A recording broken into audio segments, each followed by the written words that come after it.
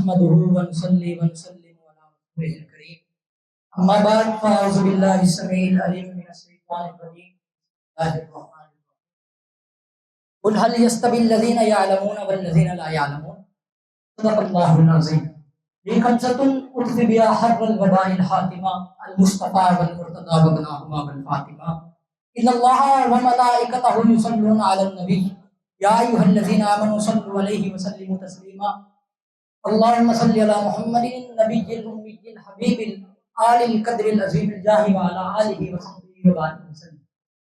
میرے نہایت واجب الاحترام اساتذہ کرام اور مکتب ساتھیوں، السلام علیکم ورحمۃ اللہ وبرکاتہ۔ اللہ تبارک و تعالیٰ کا فضل و کرم ہے کہ اللہ نے اپنا قرب عطا کرنے کے لیے انسان کو عبادات کا صرف عطا کیا۔ ان عبادات میں سے ایک عبادت ایسی ہے جو باقی تمام عبادات پر فوقیت رکھتی ہے، اور تمام عبادات کی تسخیر اور قدر و عزت اسی عبادت پر منحصر ہے۔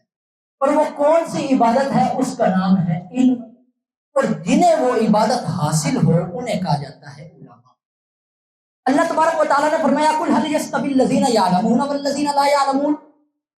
اللہ تبارک و تعالیٰ نے اس طریقے استفہام سے اللہ تبارک و تعالیٰ نے قرآن میں فرمایا کہ علم رکھنے والے اور علم نہ رکھنے والے دونوں طبقات برابر نہیں ہو سکتے۔ تو جب بات طریقے استفہام کی جائے تو اس میں تحقیق اور تحقیق پیدا کرنا ہوگی تاکہ لوگوں کے ذہنوں میں یہ بات راسخ ہو جائے، محقق محقق ہو جائے کہ علم رکھنے والے اور علم نہ رکھنے والے دونوں برابر نہیں۔ صدر محفل، علم کی دولت وہ ہے جو مسلم امت کا پہلا سبق ہے۔ پیغمبر برحق سید و انسوجا پر وہی اول اترتی ہے تو بات علم کے سیکھنے سے شروع ہوتی ہے۔ اللہ فرماتا ہے اقرا بسم ربک الذی خلق۔ محترم سامعین و حاضرین، آپ جانتے ہیں کہ اللہ تبارک و تعالیٰ نے اپنی ذات کے لیے اس علم کو نسبت دے کر 12 مرتبہ قرآن میں اپنی صفت علی کا ذکر فرمایا ہے۔ جناب بشریت کا نقطہ آغاز، انسانیت کا بابا جاں، جس کی تخلیق میں خالق کائنات نے فرشتوں کو سجدہ کرنے کا حکم فرمایا۔ اللہ نے فرمایا وَعَلَّمَ آدَمَ الْأَسْمَاءَ كُلَّهَا۔ عزت انسان کو سر دیا گیا اور فرشتوں پر تفوق دیا گیا۔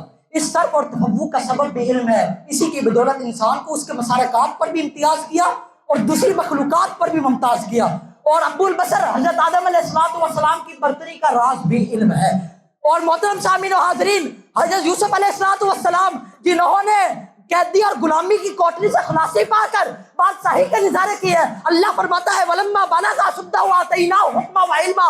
حضرت موسیٰ علیہ السلام جو زمین کی چھاتی پہ رب سے ہم کلام ہوتے ہیں، اللہ فرماتا ہے وَلَمَّا بَلَغَ أَشُدَّهُ وَاسْتَوَىٰ آتَيْنَاهُ حُکْمًا وَعِلْمًا۔ حضرت داؤد علیہ سلیمان علیہ السلام جن کی حکومت سلطنت کے قصے آتی دنیا تک موجود رہیں گے اور صاحبان اقتدار کو اللہ تبارک و تعالیٰ انہی کی مثالیں دے گا۔ اللہ فرماتا ہے وَكُلًّا آتَيْنَاهُ حُکْمًا وَعِلْمًا۔ حضرت عیسیٰ علیہ السلام جن کے پاؤں کی ٹھوکر سے مردوں کو زندگی ملی، اللہ تبارک و تعالیٰ فرماتا ہے وَعَلَّمْتُكَ الْكِتَابَ وَالْحِکْمَةَ وَالتَّوْرَاةَ وَالْإِنجِیلَ۔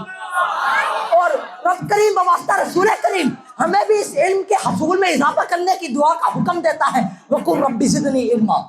یاد رکھیے جب علم اپنے پریٹو نالج کو پہنچتا ہے تو اس میں تنگی نہیں رہتی، یعنی اہل علم تنگ نظر نہیں ہوتے، اور جو تنگ نظر ہوتے ہیں وہ صاحبان علم نہیں ہوتے۔ علم نگاہ میں وسعت دیتا ہے، تصورات میں، اخلاقیات میں اور آپ کے بیہیویئر میں وسعت دیتا ہے۔ اور یاد رکھیے علم نام ہی سراسر وسعت اور ایکسپینشن کا ہے۔ جس طرح علم ایک عظیم نعمت ہے، اسی طرح علم رکھنے والے یعنی علماء کا مقام اللہ کے ہاں بے مثال ہے۔ علماء وہ عظیم لوگ ہیں جن کو اللہ تبارک و تعالیٰ نے اپنا پیغام سمجھنے اور سمجھانے کی عظیم ذمہ داری عطا فرمائی۔ ان کے بارے میں اللہ تبارک و تعالیٰ نے فرمایا انما یخشی اللہ من عبادہ العلماء، یا انما حصر کے لیے آیا ہے، یعنی اللہ تبارک و تعالیٰ سے حقیقی خوف ہی صرف علماء رکھتے ہیں۔ حضور علیہ السلام نے فرمایا ان اللہ لا یقبض العلم انتزاعا ينتزع من الناس ولكن يقبض العلم بقدر العلماء حتى اذا لم يبقى عالم اتخذ الناس جهولا فاسالوا فاضلوا وأضلوا۔ علم کا جانا، علماء کا جانا علم کا جانا ہے۔ اور اللہ تبارک و تعالیٰ نے فرمایا یرفع اللہ الذین آمنوا منکم والذین اوتوا العلم درجات۔ یا لفظ درجات نکرہ ہے، کثرت اور عظمت دونوں کو ثابت ہے۔ اللہ تبارک و تعالیٰ نے فرمایا ہم نے علم رکھنے والے علماء کو ایک درجہ نہیں بے بلند اور بے انتہا مقام و مرتبہ عطا فرمایا ہے۔ اللہ تبارک و تعالیٰ سے دعا ہے کہ اللہ تبارک و تعالیٰ ہمیں علم سیکھنے اور علماء کا مقام و مرتبہ سمجھے۔ باقی اللہ بنا